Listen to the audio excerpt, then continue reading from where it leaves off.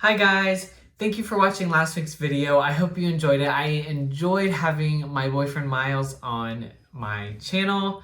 I had a lot of fun asking him questions about our relationship, so I hope you guys enjoyed that.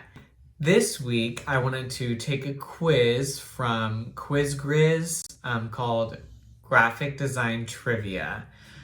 It is going to test my graphic design knowledge, I guess, and I haven't looked at the quiz yet, so all of these questions are new to me. I haven't pre-screened them, but let's get started. Okay, so for the first question, it says, in terms of graphic design, what does CMYK stand for? That one's easy. Cyan, magenta, yellow, and black. Cyan, magenta, yellow, pretty easy. The K stands for black. I don't know why that is. Yeah, I guess tell me in the comments below if you know what that is. Okie dokie. What historical figure is credited with designing the Great Seal of the United States? I have no idea. What historical figure is credited with designing the Great Seal of the United States? This is not something we learn in graphic design school, I must say. From process of elimination, I'm going to assume it's not John Hancock. I'm going to assume it's not Benjamin Franklin. So it's going to be A or D. I don't really know. I don't know. I'm just going to guess with Charles Thomson. Wow. Come on. Process of elimination. Hello. Come on. Pull through. Okay. What's the main difference between raster and vector images? So without even reading the answers, raster images are going to have pixels, and when you zoom in, you're going to be able to see the squares. Whereas vector images are going to be a smooth transition. So you can blow them up as big as you want, and when you zoom in, no matter how far you zoom in, you're going to see a straight line with no pixels. It's not going to be a jagged edge. So, C, not A, not B. It is C. Thank you. In what year did graphic artist Milton Glaser create the iconic I Love New York logo?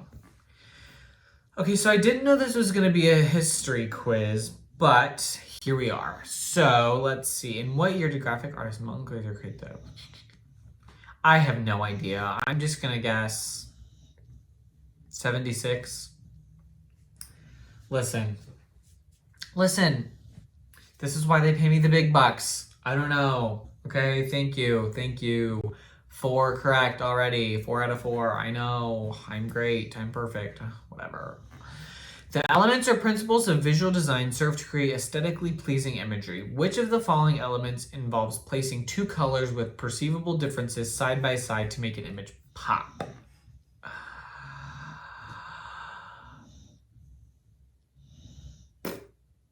Contrast. Thank you. That one I had to think about for a minute just because it was a long question. Okay, while every design element serves an important purpose, which is the most basic? Okay, this one's hard because this one is a subjective question. I think this question could be answered differently between each person. While every design element serves an important purpose, which is the most basic? Shapes are basic. Space is pretty basic. I'm going to go with space just because, I don't know. Okay, that one's hard. Line. I would disagree. I feel like space is the most basic because you're not creating anything to do it, you know? Color, you're differentiating with different colors, right? Shapes, you're creating shapes. Lines, you're creating lines. Space, you're not creating anything, right? It's just space. You're not filling a space, or you are filling a space with any of those elements. So, differentiating opinions. What famous Hollywood logo features the silhouette of Robert Hunt's beloved son? That is DreamWorks. And do you know how I know that? Shrek. Cool. Warm colors are used in design to reflect energy, passion, and joy. Which of the following is not a warm color? Warm colors are typically like red, yellow, orange, and then cool colors are going to be like green, blue, purple, a little bit sometimes, depends who you're talking to.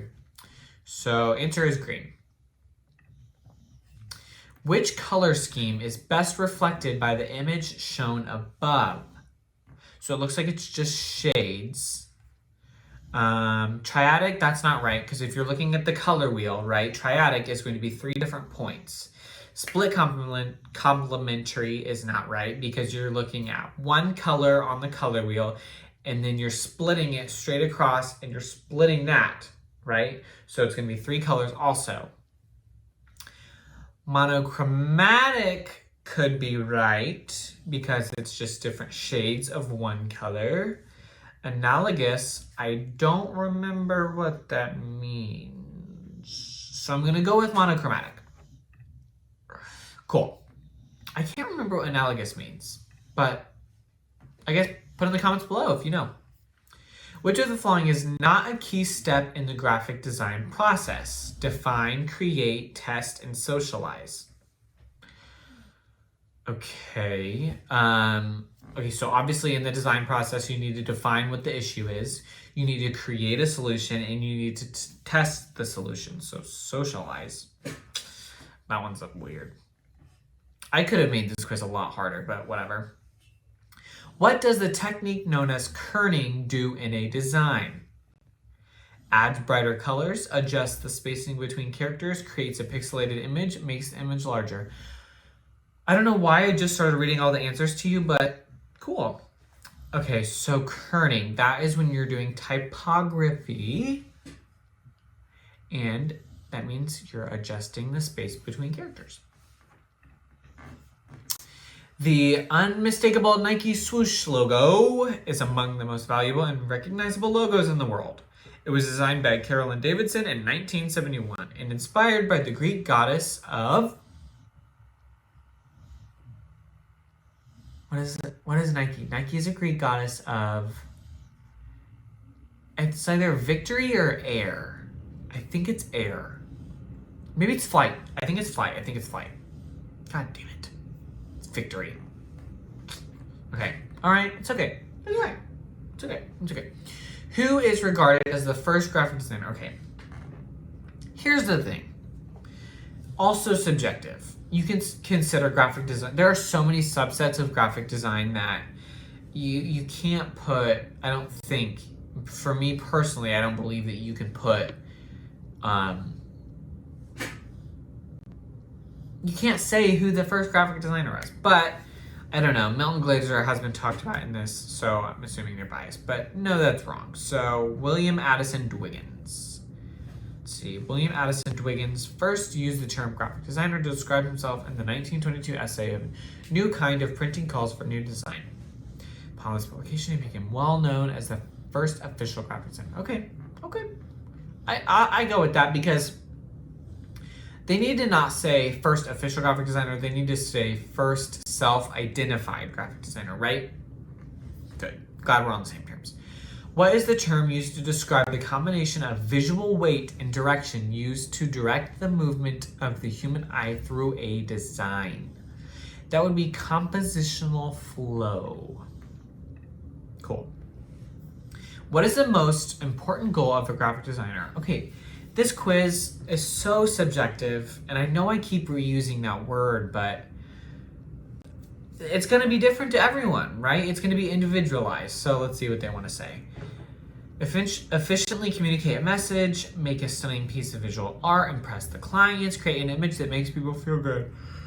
Jesus! Woo! Sorry, it's like I'm filming a YouTube video or something. Okay, so this is going to be A. Efficiently communicate a message, because through communicating a message, you should be creating a stunning piece of visual art, right?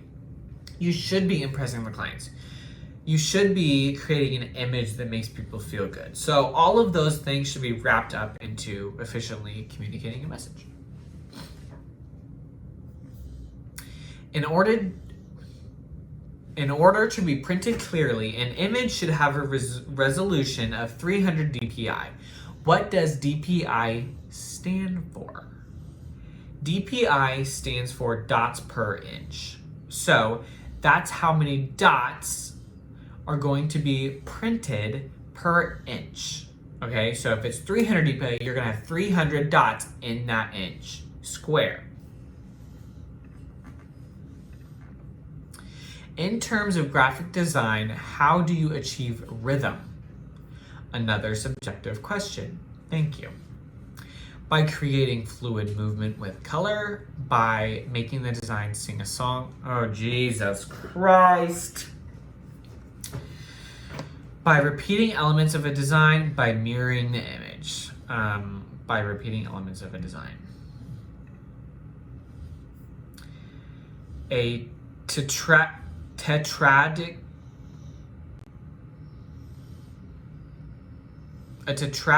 color scheme uses a combination of 4 colors which form a blink on the color wheel. Okay, hexagon, I don't think that's right because that's 6 sides, so that would make sense. Triangle, that would make sense because that's 3 sides. Circle, I guess you could make sense because it'd be just be 4 points on the circle, or a rectangle would also make sense. I'm gonna say a rectangle just because that has 4 sides. Okay, that one's interesting. I didn't know that. 2 more.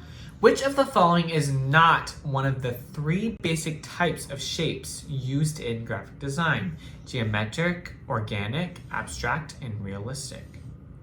So geometric is a type of shape. Organic is a type of shape. Abstract is a type of shape. Realistic, I don't think is technically a type of shape, but I could be wrong. Yeah, okay. So geometric is obviously going to be more of like, shapes. It's got more of,